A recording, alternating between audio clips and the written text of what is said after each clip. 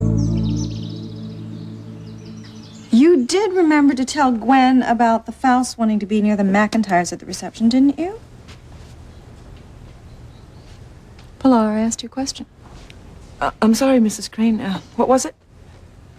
Never mind. You're still worried about Julian, aren't you? At least, let me remove your personal papers from the attaché case and put them someplace else. That way, if Julian comes back to my house... Stop it, Pilar. Stop it. All this fussing about that stupid attaché case is starting to get on my nerves. You lied so smoothly. Julian has no reason to return. He is not going to find the papers that prove that Ethan is Sam's son. I owe you both my sincere and abject apologies for my behavior last night. To you, Pilar, for disturbing you at home with my unfounded accusations. I'm sorry. But most of all to you, Ivy. Whatever our problems, you're still the mother of my children. You're still my wife. I had no right to doubt your veracity in such a blatantly disrespectful manner. You've told me time and time again that you have no secrets from me, and I owe it to you to take you at your word. So would you forgive my breach of faith? Well, if you'll both excuse me, I have errands to run. Ladies.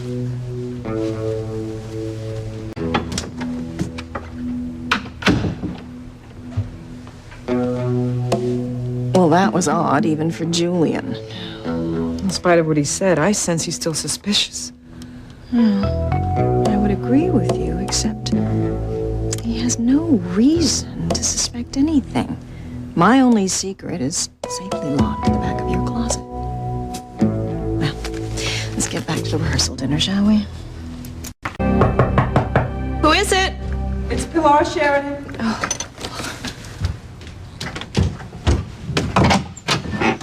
I'm glad to see you. Oh, I would have come earlier, but I was helping Mrs. Crane with the seating arrangement for Ethan's wedding rehearsal. Sheridan, are you all right? I'm fine.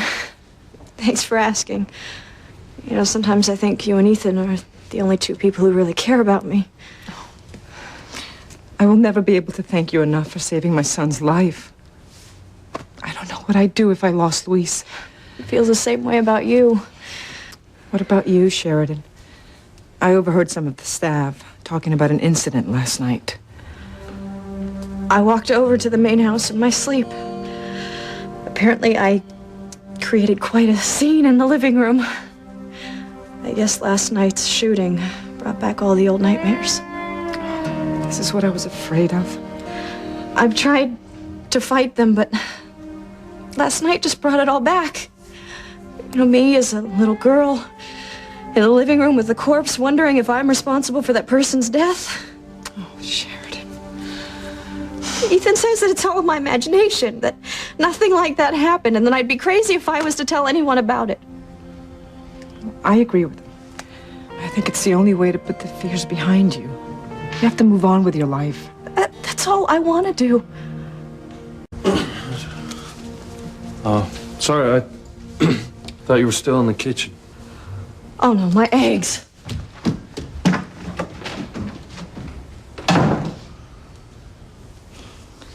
She claims that she's all right, but I don't believe her.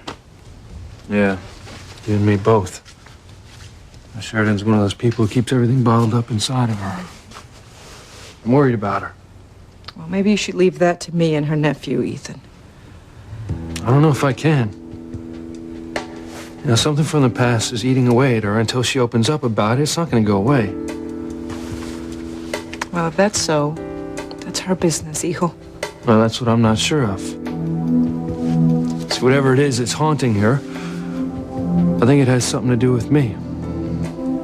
That's why I have to find out what it is.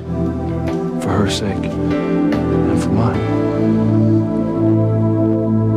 I can't believe this is finally happening. It did take us a while to bring that son of mine around, didn't it? Don't remind me. Mrs. Crane, I just wanted to let you know I'm back from the cottage. Thank you, Pilar. I'll be right with you. Okay. Wait, Pilar, don't go. I have something to show you. Or rather, someone. Come out here, maid of honor. Oh! Wow. She's stunning. It's stunning. I told you it would fit perfectly.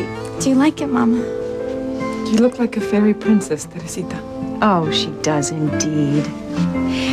You know, Teresa, Gwen, I know, has already expressed her gratitude, but I'd like to add my thanks as well for you stepping in for her maid of honor.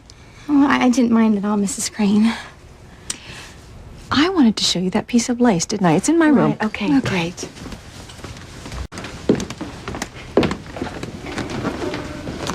I didn't finish. You look like a fairy princess on the outside, but in the inside you don't look so nice. Mama. Don't.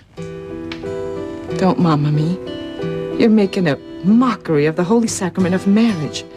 A maid of honor is supposed to be loyal to her bride, support her in every way the last days before the wedding. But it wasn't my idea, Mama. It was Gwen's. And I had to say yes because it's the only way I can stay close to Ethan. ¿Cómo es posible que yo haya criado una hija tan irresponsable, inmadura y consentida? Que Dios tenga merced por tu alma. I hate that you're mad at me, Mama. But I guess this is the price I have to pay because I am not giving up on Ethan, no matter what you say.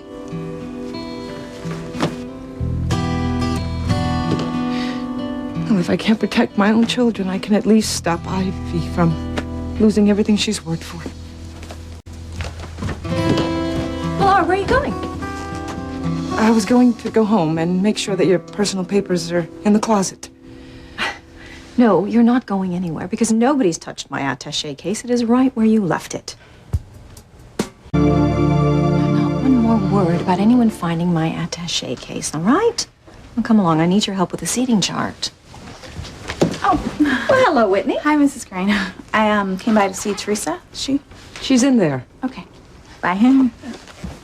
Me? See if you can talk some sense into her. She won't listen to me. I'll try, but you know how she is. I'm afraid I do.